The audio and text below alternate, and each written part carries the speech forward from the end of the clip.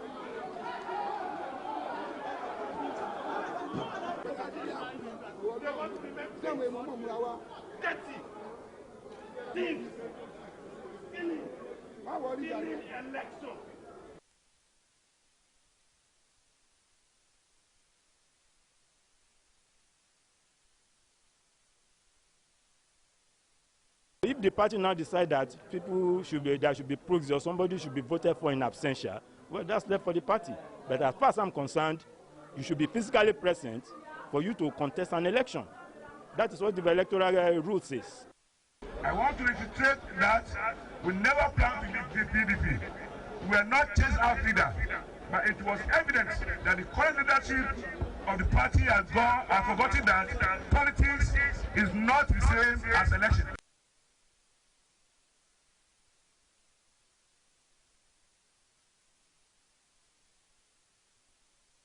Was that man actually crying? I'm sorry I had to laugh about it, but I couldn't help it. Well, just some excerpts from the just concluded primary elections that took place last week and I think the week before. Why some could not just be comported. There were quite a number of emotional outbursts from certain aspirants that lost out in that election. Well, in this other half of the program, we're looking at how all of these impact, no doubt, on the forthcoming presidential election. Of course, the general elections in 2015. We're just going to take a short break now. Take a short break, and when we come back, I'll be joined by my other guest on the show today. Stick around, don't go away. From time immemorial, women have birthed life, shaped character, and by extension, influenced the society. Moremi of Ife, Emoten of Benin, Queen Aminat of Zaria, all women of influence and power. Whether it's before election, after election. How ironical. Women being so powerful, yet have few grounds in decision making. They see you as a wife, and I see you as a wife to a man. We are talking women in politics. A woman will be bold enough to stand up and say, I want to become president of Nigeria. Only on Core TV News.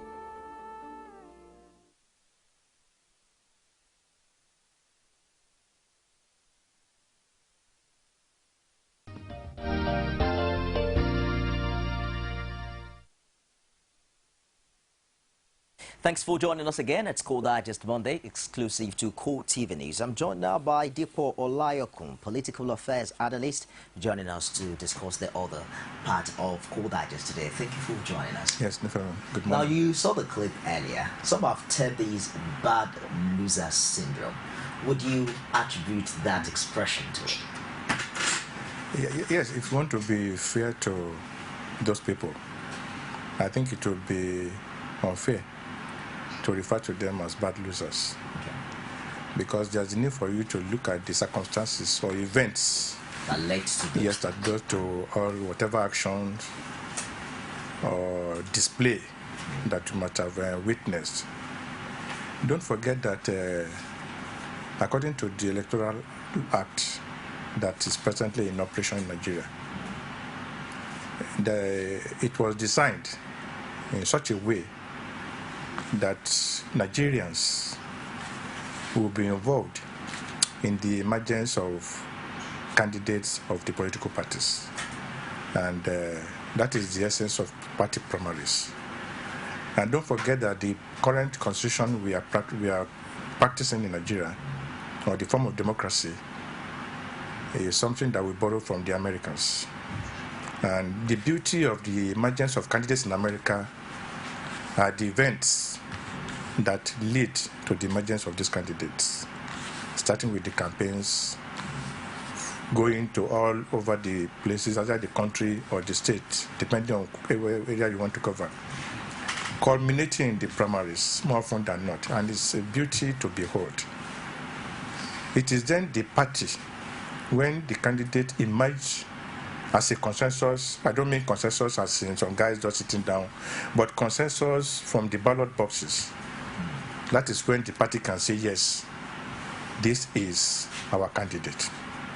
And when you have a situation that runs short of that expectation, we should expect people to raise some dust. And don't forget that the ultimate ambition of an average politician is to get power for the maximum benefit of the people. That might not be the situation in Nigeria, but at least there's a decimal that is recurrent, which is get power.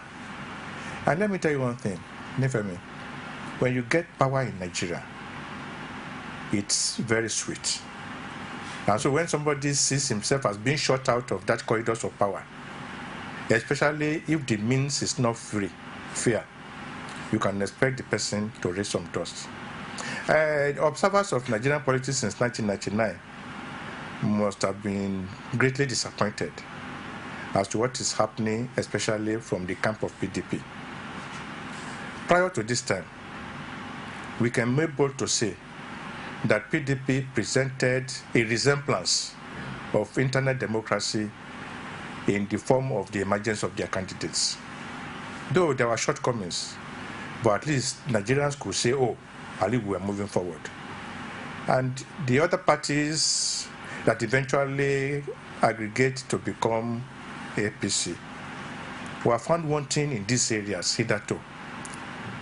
And what Nigerians expected was that the other parties will come to join PDP so that they can uplift the style of the game. But unfortunately, PDP, going by what we witnessed in the last primaries, seems to have gone back to the dark days of Nigerian politics. I think that is where the worries are coming from. Some of the clips you have shown, I think you showed that of Lagos State, and you showed that of Oyo State, and then perhaps Kwara, which I think are in the news. That of Lagos State was an eyesore and must have given Nigerians serious concern if that is allowed to go like that.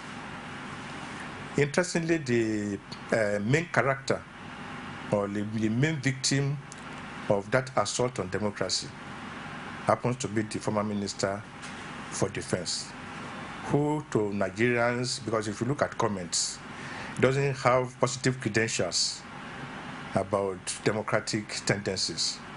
But that is not the issue. The issue is, did we follow due process in the emergence of the other candidate?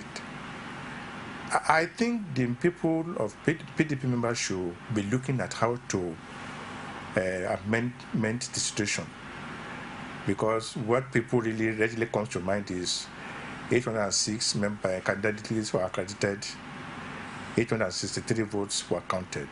It's enough to give members of that party serious concern that those who are responsible for that infraction should be sanctioned. Not because of Father Obanikoro, but because of the image and because of the, let me use the word, false impression it's going to give about the elections that we are waiting for in February next year. Obanikoro has gone to court. Some are even saying that's better than someone like former governor for Oyo State, Alao Akala, who on the very day of the governorship primaries of his party in Oyo State decamped to the Labour Party. What does that say? In the case of Oyo State, if you follow the sequence of events, I think Alao Akala himself, not somebody who has positive credentials about politics, about democracy, saw the handwriting on the wall through the doctoring of the list of the candidates or the delegates. Because, you know, this guy has been shouting consistently, even before they started the congresses at what level, that the way the things were going, that it's like this thing was skewed in favor of some candidates. So it's like he already knew the result before they went for the final, the Congress that would have given us the governorship candidate of that state. So it's like he knew what was coming. As to the Obanikoro case in Lagos State, what we can only do is to wish him best of luck. But if you look at the antecedents of PDP, just about a month or 3 weeks ago, the former national chairman got sanctioned because he went to court to challenge an action by the party. What really happened? It is very clear in the constitution of PDP is very clear as to how a chairman can emerge. But because of the problem they were having, they choked this guy aside. The guy went to sleep, but you know, some individuals, which some people have called busybodies, decided to go to court to challenge the emergence of Muazu. That the emergence of Muazu as national chairman is alien to their constitution. And all of a sudden, Alhaji Bamanga woke up from his slumber and he said he was going to join that case. The party felt offended. So what people are thinking is that perhaps that was going to be what will befall Obanikoro, because the party will ask him, have you exploited or explored all the avenues provided by the party to resolve this issue? But this man said, according to the constitution of the party, it is very clear that when you have votes, more than total number of delegates, you don't need to do any meeting. You don't need to do any permutation. You should annul that election. He said, but he waited for them. He wrote a petition. And the constitution of the party says within 48 hours, this petition should be resolved. He said, but after 48 hours, nothing seems to be coming out. And so he didn't have a choice. He didn't have a choice to go to court. But the party will still say, it's possible for the party to say, well, have you explored or exploited all the avenues provided by the party to resolve issues? But I think that one is just on a personal level. Obanikoro, Akala, and stuff. I think what should be the concern of Nigerians is, are we getting it right? We are just less than, today is 15th or 16th, Abi. Just about 2 months to the presidential election. That is the election everybody is waiting for. Should we be discussing this at this time? Should we be discussing number of votes out, way more than number of delegates? That should be issues that should be giving us concern. Should we be talking about a situation where you are doctoring list of delegates? And if you look at vis-a-vis what is happening at the national level with the recollection of PVC, maybe I will shock Nigerians. Dekola has not collected my PVC up to today. It's not because I didn't make effort, but it's because INEC told me and told people in our community, a community of about 200,000, that the registration we did in 2010 or 2011, which enabled us to vote in 2011, that the whole system disappeared from their data. Now they have subjected the people in my area to a fresh registration. And we have 2 months to election. So these are the things that should be giving Nigerians worry. When is that taking place? I live around Akute, under my first under Ogun State. When is the continuous voter registration scheduled for? No.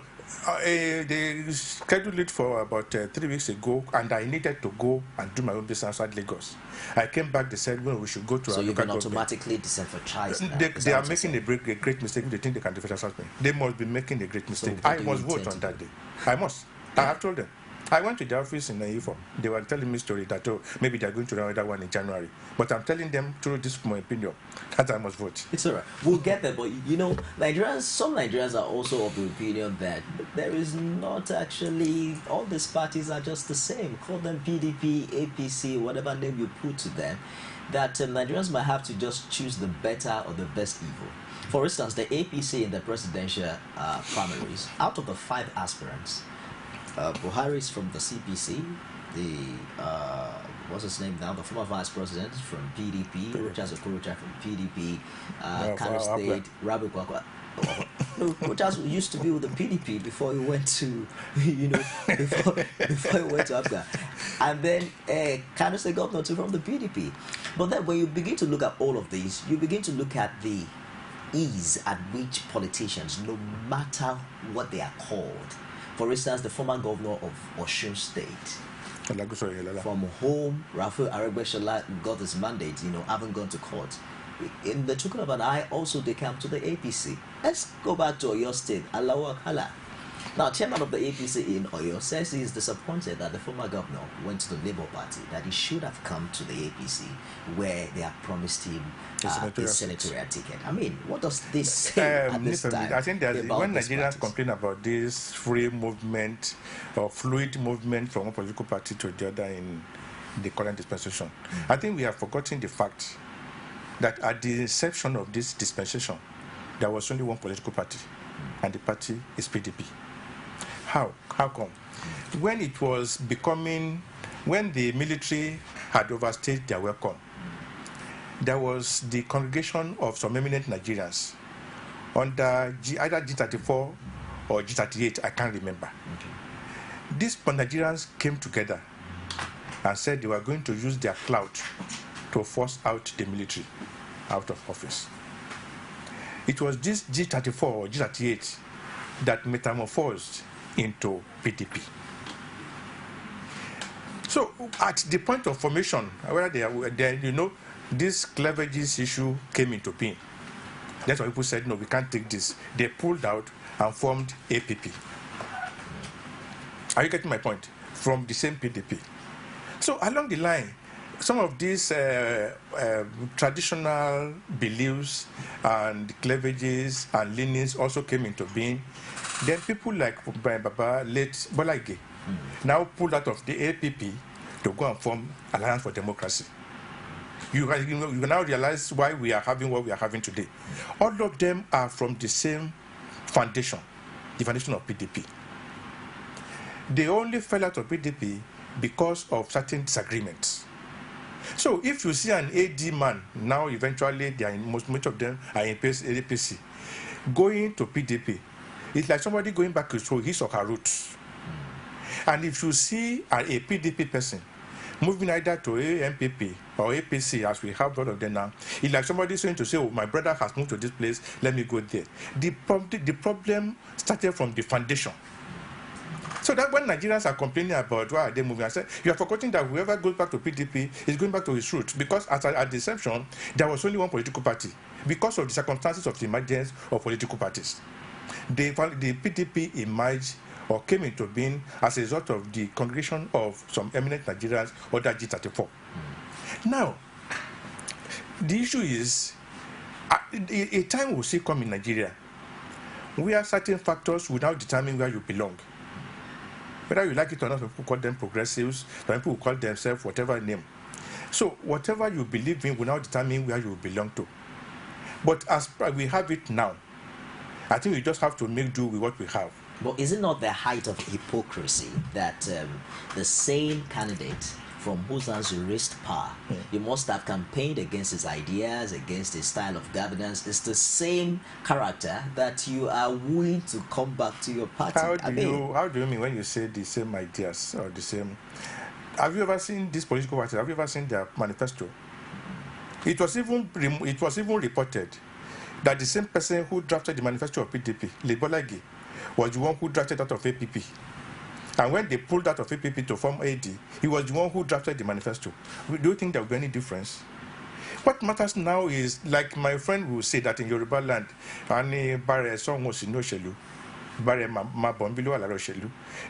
don't tell somebody to just go away, no matter the character, because they believe politics is a game of number. That is why whatever is happening now, it now depends on the individual characters. That, oh, this is me. Forget about the political party, because which of them is even implementing any of the political manifesto? Like when at least we were not around then, when they were having the first republic of Alhaji Tafawa Balewa and Baba Pema Awolowo and Azikiwe. But at least in 1979 we were around. We knew what political parties meant. Like when we were around, about that time, if you mention NPN, or people will say Egbe Onile, because they have their own ideology. Housing for all, that was their own principle. When you say UPN, Egbe Imole, you see, there were certain things you knew political parties for. But these days, tell me, what do you know any of the political parties for? That, okay, this is what this party stands for. So, that is just it. There's nothing that you can ascribe to any of these political parties, except you just have individuals that will just be doing whatever he or she likes. But would you say that the Nigerian electorate have matured to that point where in 2015 we will see votes being cast for character and personality other than political parties? Yeah, there's a limit to how that one can play any big role. This is because the characters or individuals that determine where votes go to are still in charge. That is why it is possible for somebody to say, oh, because of those who this thing in presidential election, this is the person you are going to vote for. In governorship election, this is the person you are going to vote for. Because some individuals still control the thinking faculty of many of the voters. Because many of the voters are, to some extent, illiterates. They don't have power, political power, they don't have financial power to be independent to determine whatever they want. Unfortunately for Nigerians, maybe by the time we implement the recommendations of the Sovereign National Conference, or National Conference, sorry, no, it wasn't sovereign anyway, National Conference, that has recommended that maybe we should be toying with the idea of having independent candidature. Maybe when we get there. But as of today, the choices available before Nigerians are limited. It is either APC or PDP. So you cannot think outside that area. If any other party is bringing up a candidate, it's just to fulfill or fill the space on the ballot paper. So that still confirms the relevance of the party structures? Yes, of course, until we begin to inject that aspect into the new constitution they are working on, where somebody can come up and say, no, I want to also test my popularity. There was a time they called, there's a man they call, I think it's Rose Perot, if I got the name right, one of the very rich man in America. He came out as independent candidate on 2 or 3 occasions. At the stage, he said he has listened and he has watched the political landscape, that it was not electrifying enough between the Republicans and the Democrats. The guy came in as an independent candidate and atmosphere became charged. The Republicans came out of their slumber, the Democrats came out of their docility, and they injected life into their campaigns. But maybe you will get there one day. But as it is of today, as it is now, Nigerians' choices are limited. It's either you are APC or you vote for PDP, or you don't want to vote at all. I'm sure that the other parties will not agree with you. No, because let me tell you one thing. You know what the other parties will do? So a few days to the election, they will begin to adopt either of A or B. That has become their stock in trade. And we know at the national level. At national level, even at state level. That's that. But there are still some who over time stuck their neck out even at the national level to compete in the elections. But most of them will eventually tell you that we have adopted. APGA had adopted Jonathan, don't forget. I think Labour Party has adopted Jonathan, don't forget. then which other party do we have? It's all right. Let's open the phone lines to just take a few calls before we go on the show today. Let's also begin to look at the impact of what is now being termed the stomach infrastructure on the 2015 general elections. We saw it in Ekiti. It's even being adopted now as a style of governance. But then, how hungry are Nigerians to vote for what they get in 2015? Nigerians are hungry. If you go out and you see it by nature of our job, some of us go to the market to price things. At times I ask myself, how do our wives, how do they make it? They must be good managers of resources. And there are some people that are not as advantaged, that are less advantaged. Just before you go on, let me just hold you for a while, sir. Let's take this call from Salisu. Hello, good morning. My name is Salisu. I disagree with this gentleman in terms of choosing candidates in Nigeria. Nigeria are getting more wise and old. The last election, I voted for Jonathan. I voted for Musa Yar'Adua.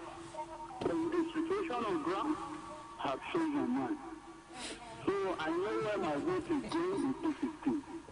So we should stop the issue person is in PDP or is in APC. Since 1999, I've been voting for PDP. That's almost how many years now. If you bump the case, how old the baby will be now? And now we are lacking a lot of things. Development is zero. Corruption is encouraging. Nothing is going on well. So again, we need a credible president in Nigeria. A man of integrity, a man will take us to a great level in Nigeria. We don't even have, when you look now in the grassroots, there's no development. This autonomy issue, nobody talk about it. It's all right. People from rural areas, they are running to the town, reading about no job, nothing. And they say, yes, we have not open eyes to know where we are going to vote in 2015. It's wrong. It's all right. It's wrong. Thank you very much, Salisu, for your contribution. I hope that unlike Dipo or Layokun, you are registered and you have your permanent voter cards. I mean, your permanent voter card. Else, you will just be making the call. I registered. I deliberately. It's all right. You were talking about stomach infrastructure. You know, there are other school of thoughts now that preach. I think they understand how hungry Nigerians are. Then they now tell you, collect your money. It's your money that is stole, but vote your conscience. Is that realistic, actually? To some extent, it is possible. Because if you go by what happened during the APC presidential primaries, you know, a lot of rumors were flying around. Some people were giving dollars. We heard about thousands of dollars. Some people were giving $5,000 and stuff like that. In a situation like that, it is not. You cannot rule that possibility out, because we have instances where some delegates were what do we call it? Were caged somewhere so that nobody will go there to poach. But even at the end of this day, because there were reports that some candidates lodged some of their delegates in the hotel. But I just to go back to what Salisu said, the population of people like Salisu in a predominantly illiterate society like Nigeria is very few. That will say, okay, I am the one that will determine the person I'm going to vote for. Go to the rural areas, go to some communities. And that is why you know what politicians do to win elections. What they do is they just pick somebody from a community, to some extent, who is very powerful, who wields a lot of influence. They empower him. And that's how the thing will percolate to the grassroots. That's why some people will come out and say, I'm a grassroots politician. It's not that the guy is always there, but he has people from each locality that he can always put on an errand and they will deliver. So if Salisu is independent and he can vote for the person of his choice, what about that woman? That is why usually in Nigeria, performance doesn't determine your electoral victory or otherwise. It is how far you can play your game. I think that's it. Do you see anything changing in 2015? Let's take this last call from Kogi. Good morning, Umar. Okay. So my comment, hello? Yeah, go ahead. Hear me? Can you hear me? Yes, we can. Umar, go ahead with the contribution.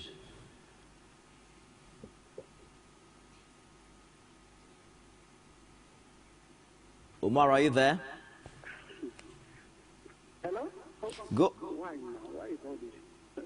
Hello? Go ahead, Umar. We're with you.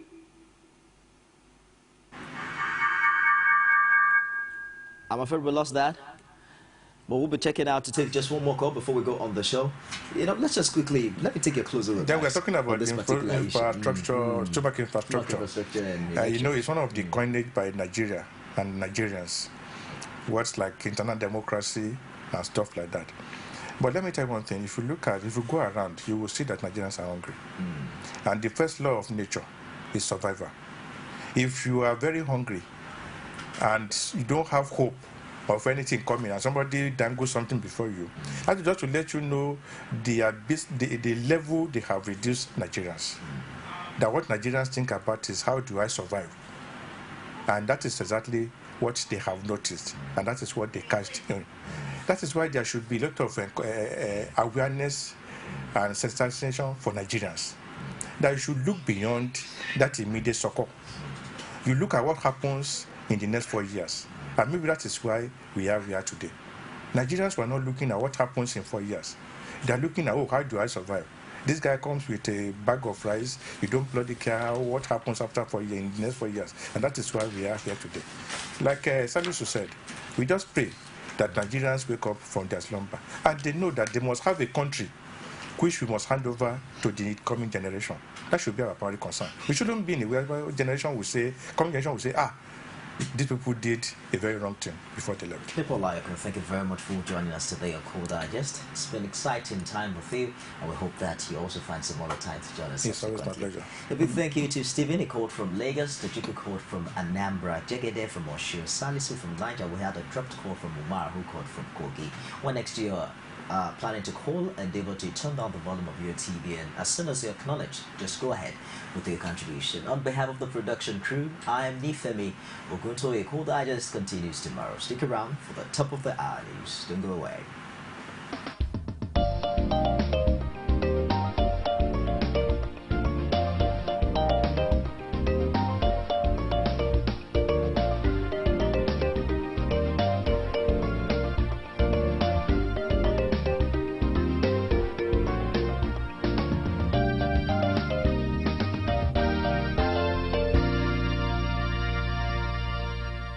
Core TV News, expanding your view.